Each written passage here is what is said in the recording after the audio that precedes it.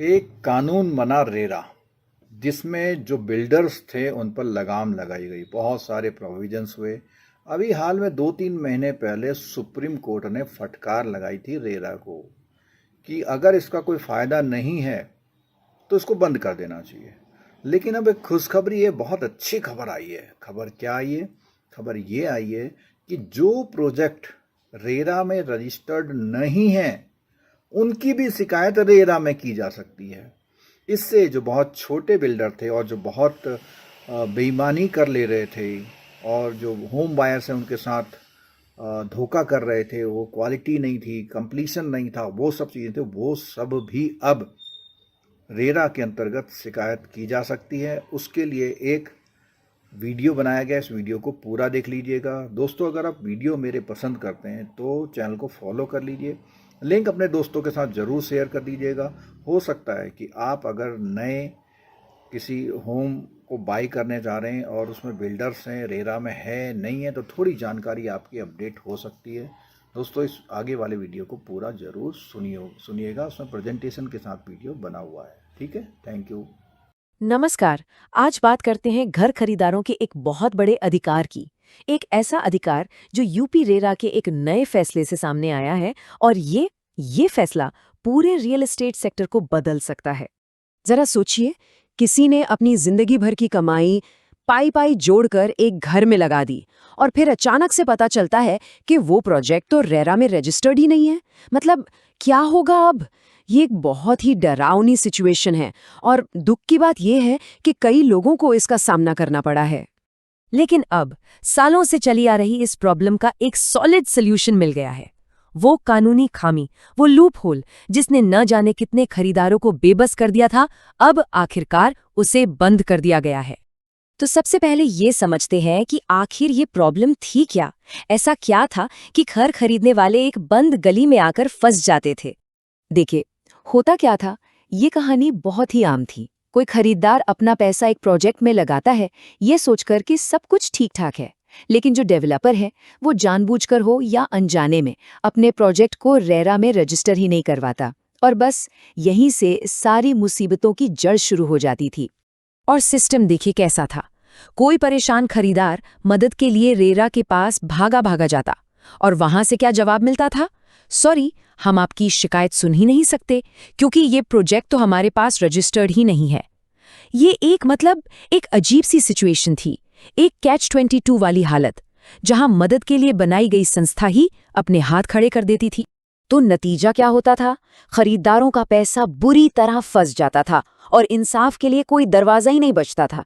ये एक ऐसा लूप होल था, एक ऐसी कानूनी खामी जिसका फायदा उठाकर न जाने कितने डेवलपर्स अपनी जिम्मेदारियों से साफ बच निकलते थे। लेकिन अब ये पूरी तस्वीर बदल चुकी है। तो चलिए अब बात करते हैं उस बड़े बदलाव की जिसने इस पूरी कहानी को ही पलट कर रख दिया है। यूपी रेरा ने एक ऐसा निर्देश जारी किया है जो सच में गेम चेंजर है। अब आगे बढ़ने से पहले एक छोटा सा रिकैप कर लेते हैं कि आखिर ये रेरा एक्ट है क्या। देखिए, ये वो कानून है जिसे खास तौर पर घर खरीदारों के हितों की रक्षा करने और रियल एस्टेट सेक्टर में ट्रांसपेरेंसी लाने के लिए बनाया गया था। तो ये बदलाव आखिर है कितना बड़ा?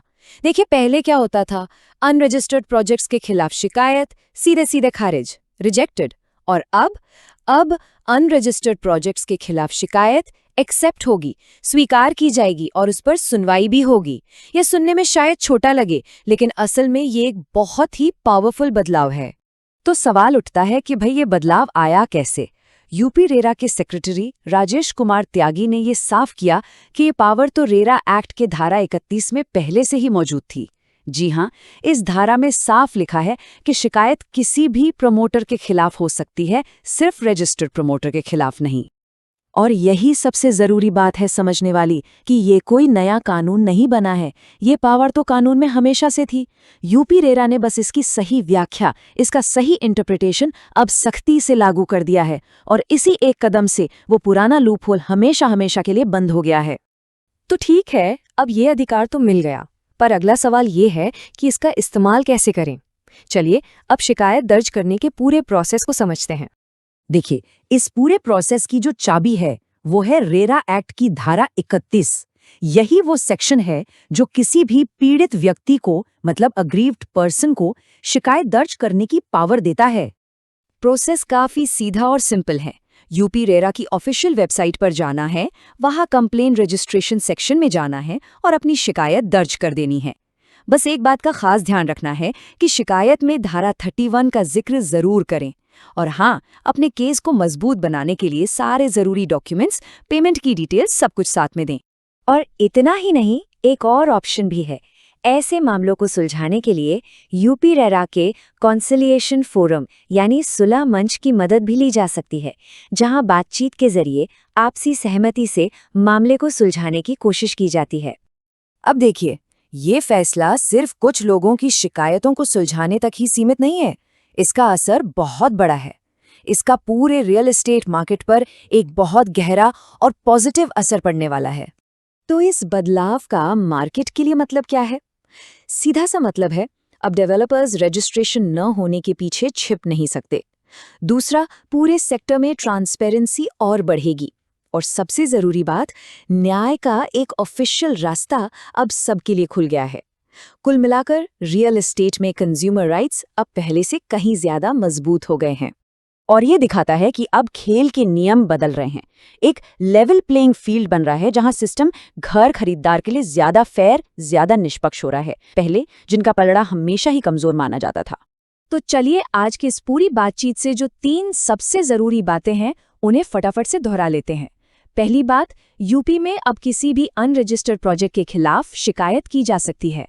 दूसरी बात, ये अधिकार रेरा एक्ट के सेक्शन 31 से मिला है। और तीसरी और सबसे अहम बात, ये डेवलपर्स की जवाबदेही के एक नए दौर की शुरुआत है। कहते हैं नॉलेज इज पावर, जानकारी ही असली ताकत है। अब जब घर खरीदारों के पास ये जानकारी भी है और अधिकार भी, तो सवाल ये है कि क्या ये फैसला रियल एस्टेट बाजार में पावर का बैलेंस हमेशा के लिए बदल देगा? इस पर सोचना वाकई दिलचस्प है।